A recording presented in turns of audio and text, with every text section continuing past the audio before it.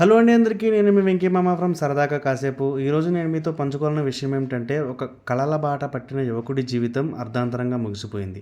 మన హైదరాబాద్ నుంచి అమెరికాకు ఉన్నత విద్య కోసం వెళ్ళిన రవితేజ అనే విద్యార్థి నిన్న అమెరికాలో జరిగిన కార్పుల్లో తన ప్రాణాలను కోల్పోయాడు. సో ఈ వీడియోలో నేను రవితేజ ఎక్కడి నుంచి తన ప్రయాణం మొదలుపెట్టాడు, అమెరికాలో తను ఏం చేశాడు, ఫ్యూచర్లో ఇటువంటి సంఘటనలు అట్లీస్ట్ మన ఇండియన్స్ పైన ఎలా ప్రభావితం చేయబోతున్నాయి అన్న విషయాల గురించి నేను మీతో డిస్కస్ చేయాలనుకుంటున్నానండి. వీడియోలోకి వెళ్లే ముందు మన ఛానల్ని ఇంకా ఎవరైనా సబ్స్క్రైబ్ చేసుకోకపోతే సబ్స్క్రైబ్ చేసుకోండి. అలాగే లైక్ అండ్ షేర్ చేయడం మాత్రం మర్చిపోతుంది. మన దగ్గర చాలా మంచి మంచి వీడియోస్ చేస్తున్నాము. సో మన ఇన్ఫర్మేషన్ 10 మందికి షేర్ చేయడం వల్ల వాళ్ళకు కూడా ఈ బయట ప్రపంచంలో మనకి ఏం జరుగుతుందనే ఇన్ఫర్మేషన్ తెలుస్తుంది. అదే మా ముఖ్య ఉద్దేశం అండి. ఇక వివరాల్లోకి వెళ్తే, మన రవితేజ హైదరాబాద్ చైతన్యపురి పోలీస్ స్టేషన్ పరిధిలోని ఆర్కేపురం డివిజన్ లో గ్రీన్ హిల్స్ కాలనీలో రోడ్ నెంబర్ 2లో నివసిస్తున్న కొయ్యాడ చంద్రమౌళి గారి కుమారుడండి. 2022 మార్చిలో అమెరికాకు వెళ్లిన రవితేజ 2 years తన మాస్టర్స్ అనేది కంప్లీట్ చేసుకున్నాడండి. ఇప్పుడు తను జాబ్ సెర్చింగ్ లో ఉన్నాడు. ఒక తల్లి, ఒక తండ్రి తన బిడ్డను విదేశాలకు పంపి అతని భవిష్యత్తు కోసం కృషి చేసి కొడుకు ఉద్యోగం స్థిరపడతాడు అనుకున్న సందర్భంలో ఇటువంటి ఘటన జరగడం అనేది చాలా బాధాకరం అండి. తల్లిదండ్రులు అయితే మనం వాళ్ళని చూడలేకపోతున్నాం. విజువల్స్లో చాలా మనకి ఛానల్స్లో విజువల్స్ అయితే చూస్తున్నాము. వాళ్ళు ఆ బాధని దిగమిగిలోకపోతుంది. ఎందుకంటే చిట్టంత కొడుకు, చేతికంద వచ్చిన కొడుకు ఒక్కసారిగా నేల కూలిపోయాడు. ఇంకొన్ని రోజుల్లో తను ఇండియా వస్తాడు, మనం కలుస్తాము అనుకున్న సిచ్యువేషన్స్లో కొడుకు తిరిగిరాని రోగాలకు వెళ్ళిపోయాడని చెప్పేసి తెలిసిన రోజు, సో ఆ తల్లిదండ్రుల బాధ అనేది మనం వర్ణించలేమండి. ఈ విషయంలో కూడా రవితేజ తన ఫ్రెండ్స్ కూడా బాగా సపోర్ట్ చేసేవాడు అంటండి. తన ఫ్రెండ్స్ ఏదన్నా సహాయం కావాలని అడిగినా కూడా, ఏదైనా ఫైనాన్షియల్ సపోర్ట్గా కావాలన్నా కూడా తను కోఆపరేట్ చేసేవాడు, ఫ్రెండ్స్కి సహాయం చేసేవాడు అని చెప్పి మనకి ఫ్రెండ్స్ కూడా చాలా మంది చెప్పారు. అలాగే తన కళలను నెరవేర్చుకోవడానికే కాదు, తన కుటుంబాన్ని గర్వింప చేయడానికి కూడా తను బాగా కృషి చేశాడు. అందుకని అమెరికా వెళ్ళాడు. సో ఉన్నత స్థాయి చదువులు చదువుకుని తన కుటుంబాన్ని బాగా పోషించుకోవాలనుకున్నాడు.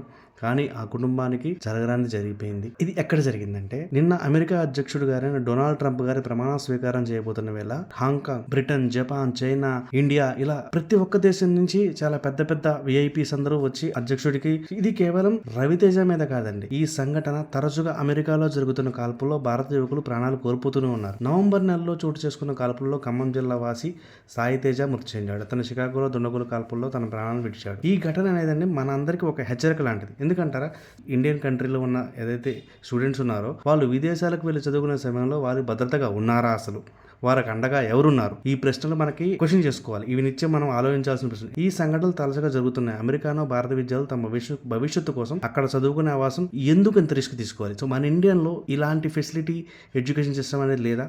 మనం ఇంత హై డెవలప్డ్ కంట్రీలో ఉన్నాము. పాపులేషన్ కూడా very high, almost 150 crores population ఉంది. సో ఇంత పాపులేషన్ ఉన్న కంట్రీలో మనం హై క్వాలిఫైడ్ పీపుల్ని ఎందుకు తయారు చేసుకోలేకపోతాం? మన ఎడ్యుకేషన్ సిస్టమ్ అనేది ఎందుకు డెవలప్ చేసుకోలేకపోతున్నాం? First of all, why we are moving to USA for higher studies? USA వెళ్ళి ఎందుకు మన హైయర్ స్టడీస్ చదువుకుంటేనే మనకు లైఫ్ ఉంటుందా? సో మన దేశం నుండి లక్షలాది మంది విద్యార్థులు ప్రతి సంవత్సరం అమెరికా, ఆస్ట్రేలియా, న్యూజిలాండ్, ఇంగ్లాండ్ వంటి దేశాలు వెళ్ళి తమ కళలను నెరవేర్చుకోవాలని ఆశతో ఉంటారు. అక్కడ పరిస్థితులు ఎంతకంటే ప్రమాదంగా ఉంటే వాళ్ళ భద్రత ఎవరు చూసుకుంటారు? మనందరం రవితేజకి న్యాయం జరగాలని అయితే కోరుకుందాం. కానీ అతని మరణానికి బాధ్యులైన వారిని కఠినంగా శిక్షించాలి. ఆ కుటుంబానికి మనం అన్ని విధాలా సహాయం చేయాలి. ఇలాంటి రవితేజ లాంటి కుటుంబాలు ఎన్నో ఉన్నాయండి. సో మన ప్రభుత్వం, విదేశీ ప్రభుత్వాలు అన్ని రకాలుగా జాగ్రత్తలు తీసుకుని ప్రతి భారతీయ విద్యార్థుల భద్రత పట్ల తమ ముందు ఉన్న ప్రధాన లక్ష్యం కావాలి. ఇదిలా ఉంటే ఈ ఘటనపై అమెరికా పోలీసులు అయితే కేసు నమోదు చేశారని దుండగుల కోసం గాలింపులు చేపట్టారు.